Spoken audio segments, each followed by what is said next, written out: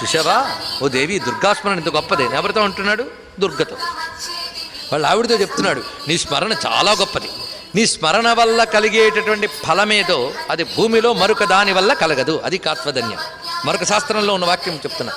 అంతేకాదు, అయ్యో మేము వైష్ణవులం అయిపోయామండి, దుర్గ గొప్పదన్నారే, మరి మేము ప్రార్థించచ్చా అంటే, శైవోవా వైష్ణవోవాపి శాక్తోవా గిరినందిని భజేద్దుర్గాం స్మరేద్దుర్గాం యజేద్దుర్గాం శివప్రియాం.